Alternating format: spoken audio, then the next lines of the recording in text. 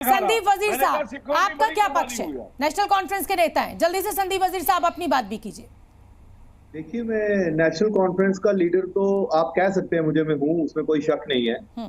लेकिन as a Sikh, जो आज आपने पॉइंट रखा है, जो आज डिबेट का टॉपिक है, मैं उसके ऊपर ये कहना चाहूंगा कि राहुल गांधी ने जो एक डायरेक्शन में, जिस डायरेक्शन में ये कंट्री जा रही है, उस डायरेक्शन को पॉइंट आउट किया है। उन्होंने ये नहीं कहा कि वो आज ही ऐसा सब कुछ हो रहा है, लेकिन जिस डायरेक्शन में जो थॉट लेके बीजेपी और आरएसएस चल रही है, वो थॉट हमें उसी जगह ले जाएगी जब बाकी की रिलीजन्स, जो माइनॉरिटी रिलीजन्स हैं जो इस कंट्री के अंदर, उनको अपना रिलीजन प्रैक्टिस करने के लिए मुश्किल आएगी। ये उनका कहना था, जो मैं क्रक्स उनकी बात का समझ पाया हूं। उनकी बात का क्रक्स ये था कि this is not about politics only. ये पॉलिटिक्स जो कम्युनल पॉलिटिक्स खेली जा रही है, ये हर धर्म के लिए ठीक नहीं है, कंट्री के लिए ठीक नहीं है। और वो दिन दूर नहीं कि सिर्फ सिखों की बात नहीं है, वो दिन दूर नहीं है जिस दिन बाकी की माइनॉरिटीज को भी अपने रिलीजन को प्रैक्टिस करने में मुश्किल आएगी। सिख तो उन्होंने एक एग्जांपल ले लिया। सिरसा साहब सुन लिया आपने? सिरसा साहब सुन लिया आपने? इंटरप्रिटेशन पूरा सही तरीके से आ गया है क्या? हर बार बीजेपी ये कोशिश करती है कि राहुल गांधी के बयान को तोड़ मरोड़ कर जनता के सामने लाया जाए और इसका पॉलिटिकल माइलेज लिया जाए, पॉलिटिकल फायदा लिया जाए।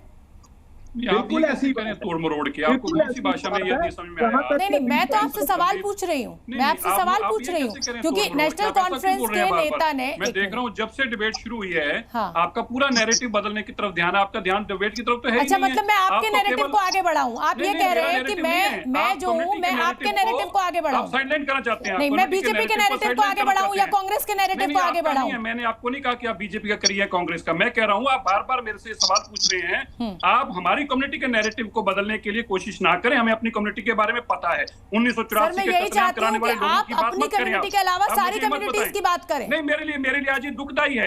मैं अपनी कम्युनिटी को अगर डिफेंड नहीं कर पा रहा तो मैं बाकियों को कैसे डिफेंड करूंगा? ठीक है शोभना जी, आपको ये जरूर समझना पड़ेगा। आज मेरे ऊपर ही जब बनाई है, मेरे गले में टैग डालकर जो मुझे आग लगाई जाती है, 8000 देश में लोग मारे जाते हैं, सुप्रीम कोर्ट तक सो जाता है, जज घर जाकर सो जाते हैं, और फिर हमसे सवाल पूछा जाता है आप अपनी बात क्यों करते हैं जी? आपकी बात बाकियों की क्यों नहीं करते जी? आप करिए ना बाकियों की बात। आपको टीवी पे इतना बड़ा मौका मिला है ना करने के लिए। आप बताइए कि जब ये सब कत्लेआम हो रहा था, ये सुप्रीम कोर्ट सो क्यों गया था? बताइए, हाई कोर्ट सो क्यों गया था? क्या आपके ध्यान में, आपने इतना बड़ा पढ़कर यहाँ पहुंची हैं, आपको याद आता है ऐसा कोई एक सिंगल इंस्टेंस इस दुनिया में याद आता है जब एक इलेक्टेड गवर्नमेंट का प्राइम मिनिस्टर खड़ा होकर कहे कि ये जो कत्लेआम किया गया है ये होना जायज था, क्योंकि बड़ा पेड़ गिरता है तो धरती हिलती है? अगर आपको याद आ रहा हो इंस्टेंस तो मुझे जरूर याद कराइएगा, और मेरे नैरेटिव को बदलने की कोशिश करने की जरूरत नहीं है। मेरा फर्ज बनता अपनी कम्युनिटी को डिफेंड करना, और मैं करूंगा, और मैं फख्र से करूंगा, और मेरा अधिकार है, मेरे अधिकार के अंदर पालन नहीं कर सकता। धन्यवाद। मैं अब आपसे बड़ी विनम्रता के साथ कहूंगी, आप बिल्कुल नाराज ना हो। मैं यहाँ पर चर्चा के लिए खड़ी हुई हूँ। आप सुन लें, अब आप मुझे सुन लें, अब आप मुझे सुन लें। मेरा एक बड़ा लंबा चौड़ा पत्रकारिता का अनुभव है, और इसी अनुभव की मैं आपसे यही कह रही हूँ कि मैं यहाँ कोई नैरेटिव ना बदलने खड़ी हुई हूँ, ना नैरेटिव खड़ा करने खड़ी हुई हूँ। मैं किसी राजनीतिक दल से नहीं आती हूँ। मैं सवाल पूछूंगी, आपसे भी पूछूंगी, कांग्रेस से भी पूछूंगी, नेशनल कॉन्फ्रेंस से भी पूछूंगी। पूछिए, पर आप नहीं समझते शोभना जी, जब मेरी कम्युनिटी के बारे में ऐसा नैरेटिव बनाया जाएगा, ये कहा जाएगा कि इनकी दस्तार उतारने को लोग घूम रहे हैं, ये तो सोए को जगाने वाला काम है। मेरी एक्चुअली दिक्कत यही है ना, आप अपनी कम्युनिटी सिख मानते हैं और मैं अपनी कम्युनिटी हिंदुस्तानी मानती हूँ। नजीर साहब कुछ कहना चाहते हैं, आइए वजीर साहब कहिए। वजीर अपनी कम्युनिटी, हम कम्युनिटी को खत्म कर दें। ठीक है वजीर साहब आइए, वजीर साहब आइए। आप ऐसे नहीं कर सकते, ठीक है? देखिए, आप ऐसा नहीं कर सकते। देश सबका है, लेकिन ये नहीं है कि अगर देश सबका तो इसका मतलब एक कम्युनिटी का बात करने का अधिकार नहीं है। मुझे अपनी कम्युनिटी का बात करने का अधिकार है, और मैं जोर से करता हूँ, और मुझे करना है। बिल्कुल करनी चाहिए सर, करनी चाहिए। मैं किसी को डिफेंड नहीं कर सकता। वजीर साहब आपका कुछ जवाब देना चाहते हैं, बोलिए वजीर साहब। देखिए शोभना जी, 2 wrongs cannot make it a right। जो ये हुआ वो गलत हुआ, उस बात को सबने कंडेम किया। लेकिन वजीर साहब, यहाँ आप भी तो ये मानेंगे ना कि राहुल गांधी को विदेश में जाकर ही क्यों भारत की समस्याएं याद आ जाती हैं? इस सवाल का जवाब भी तो ढूंढा जाएगा ना। और आप जब इस तरीके का बयान देते हैं, तो जब विदेशों की रिपोर्ट्स आती हैं या न्यूयॉर्क टाइम्स में कोई आर्टिकल छपता है, तो ऐसा लगता है कि इस देश में अल्पसंख्यक सबसे ज्यादा प्रताड़ित है। तो ऐसी बातें अगर आपको करनी है तो आप अपने देश में कीजिए ना। भले ही आप इंडियन डायस्पोरा में कर रहे हैं ये बात, लेकिन छपता तो विदेशी मीडिया में भी है ना।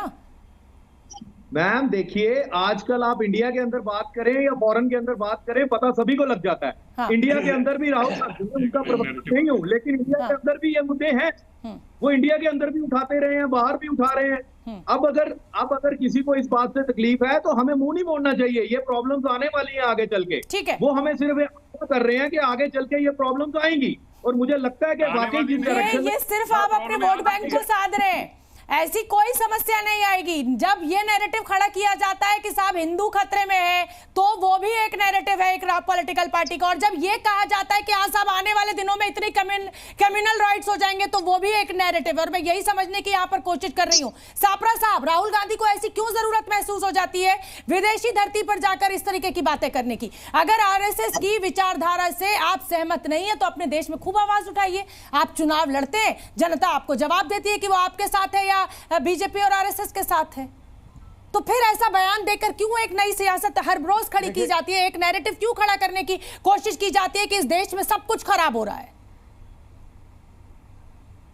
नहीं शोभना जी, पहली बात तो यह है कि राहुल गांधी जी जो विषय वो विदेश की धरती पर ले रहे हैं, वो विषय जो है वो भारत की धरती पर लेते रहे हैं और लेते रहेंगे आगे भी। जहां जहां भारतीय जनता पार्टी कमजोर रहेगी या गलत काम करेगी तो उसको पॉइंट आउट करना विपक्ष के नेता का काम है। अब बताइए, विदेश में गए इंडिया डायस्पोरा के सामने बैठे हैं, विपक्ष के नेता है, सबसे बड़ी पार्टी के नेता है यहाँ पर जो विपक्षी पार्टी है, और वहां पर जाकर के क्या वो ये कहेंगे कि हमारी सरकार बहुत अच्छी है, नरेंद्र मोदी बहुत अच्छा काम कर रहे हैं? अरे मोदी जी की खामियां निकालने के लिए तो जनता ने हमको ये दायित्व दिया है ना, कि ये दायित्व दिया है कि आप विपक्ष में बैठिए, विपक्ष के नेता बनिए और इनको सुधारिए। अब जब सुधारने की बात देश में करते तो देश में खबरें छपती है, विदेश में भी बात करते हैं। यही तो सवाल मैं आपसे पूछ रही हूँ कि अगर आपको मोदी रिजीम से इतनी दिक्कत है तो आप मोदी रिजीम की कमियां गिनाइए, लेकिन जब आप एक कम्युनिटी के बारे में बात करते हैं तो वो कम्युनिटी तो आएगी ना फिर आपके खिलाफ। भारतीय जनता पार्टी, सुनिए अब मुझे बोलने दीजिए,